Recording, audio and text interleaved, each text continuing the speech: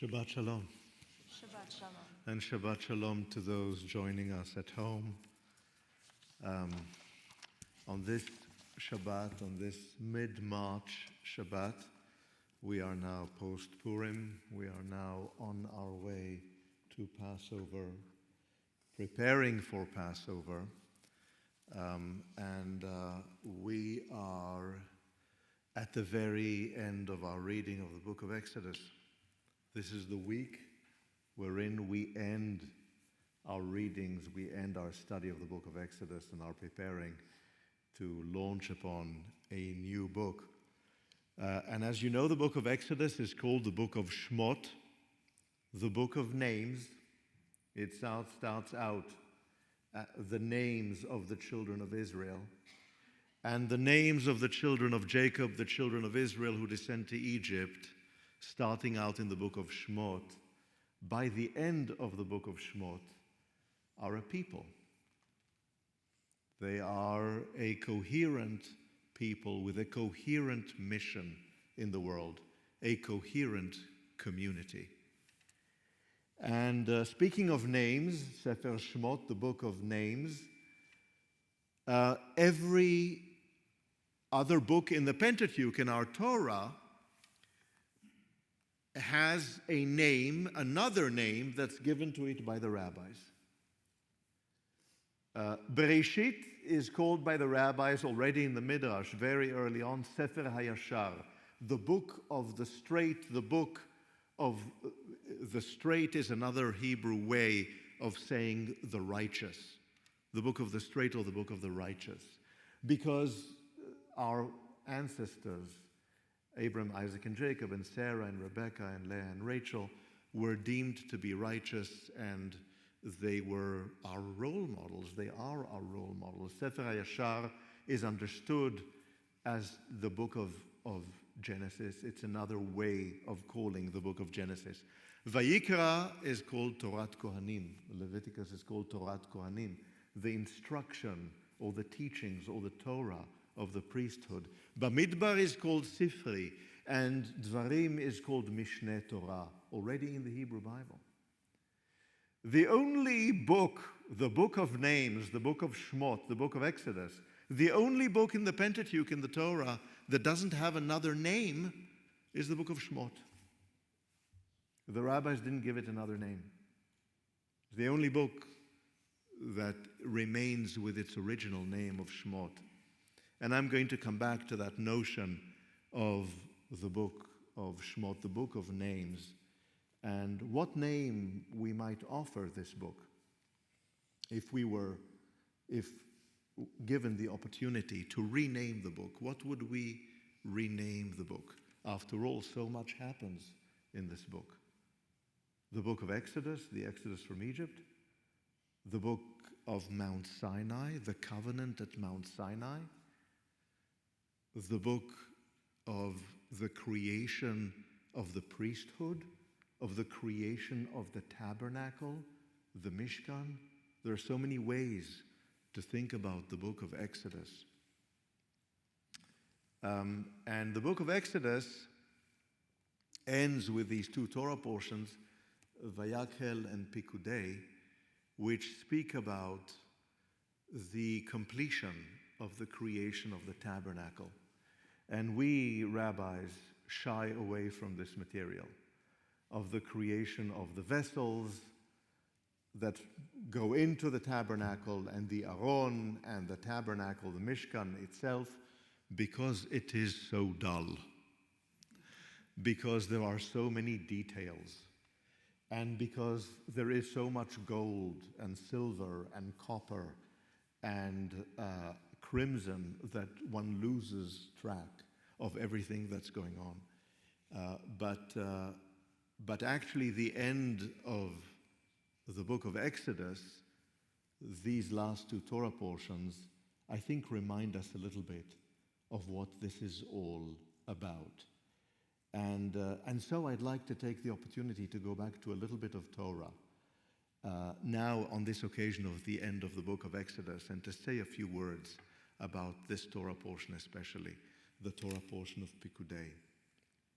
The Torah portion of Pikudei names the central people who were in charge of creating the tabernacle, and among them one Bezalel. And Bezalel is a particularly interesting figure in the Hebrew Bible. He is an artist and a designer and an architect and a person who is understood to have been endowed with the wisdom of God, the wisdom of the divine.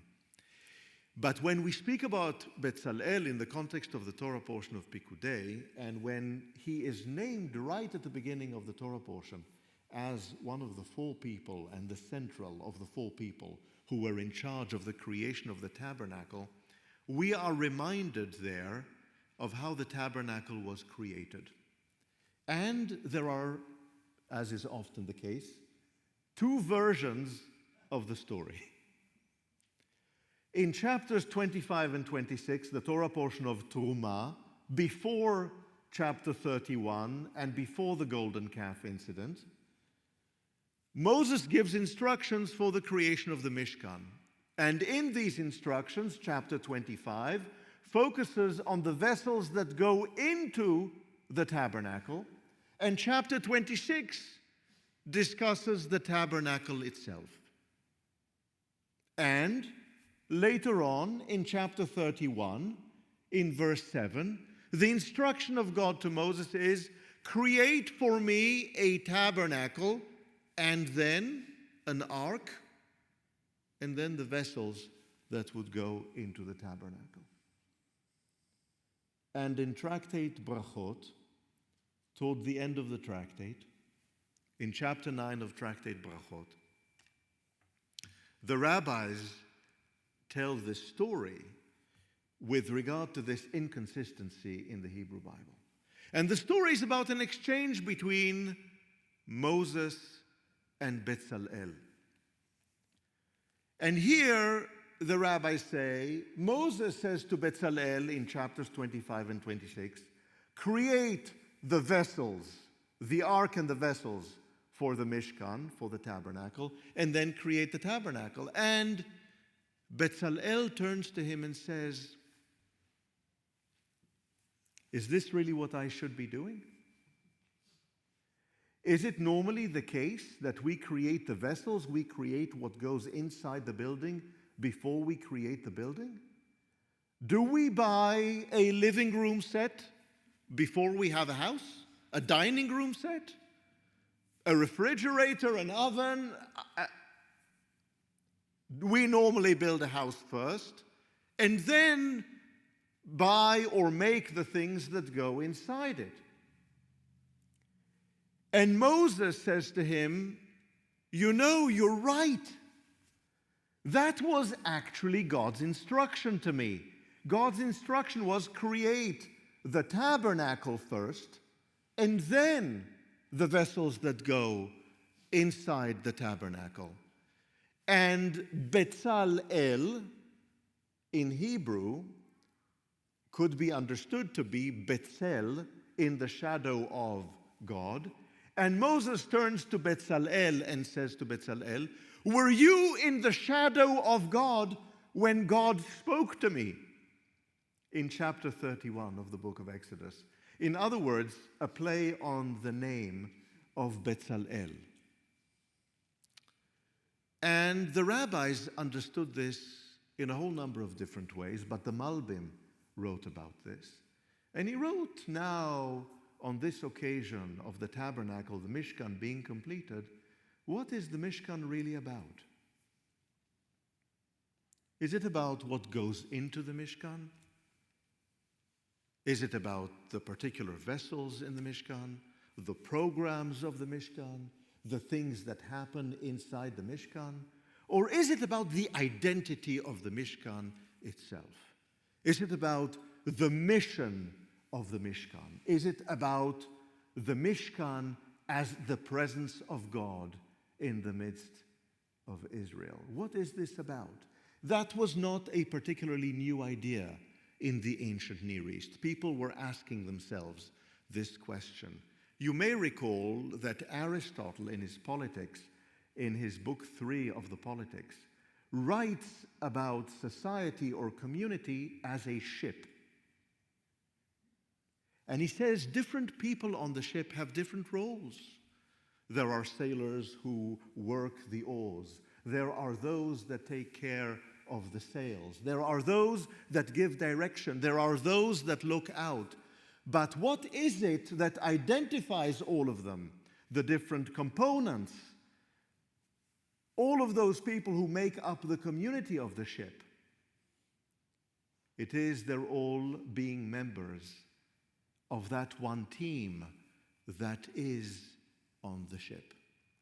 And that, for a moment, is significant, right? Because we understand here, for a moment, through Brachot 55, that the Mishkan itself is perhaps more important than its components. There's another difference between the Mishkan and the presence of God in the midst of the Israelites, which again relates to the episode of the golden calf. You may recall, after the episode of the golden calf, this is chapter 33. God goes to the tent of meeting. The tent of meeting is where the presence of God is among the Israelites at the time. But the tent of meeting is outside the encampment. It's not inside the encampment. And all the children of Israel, all the people of Israel, watch Moses as Moses leaves the encampment and goes outside to the tent of meeting to experience this exchange with God, after which God will return and instruct Moses to produce another set of tablets with the 10 Commandments. But this tabernacle, this Mishkan, is in the midst of the community. It is inside the encampment. It is not on its boundaries. It's not outside. It's right in the middle of the encampment. And then the question is, to what end? Why did we build this tabernacle of God? Why did we build this inside the encampment?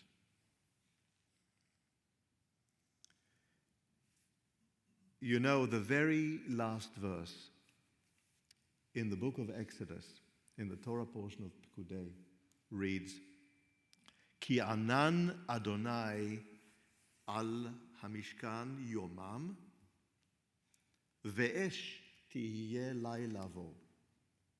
The cloud of God was in the Mishkan,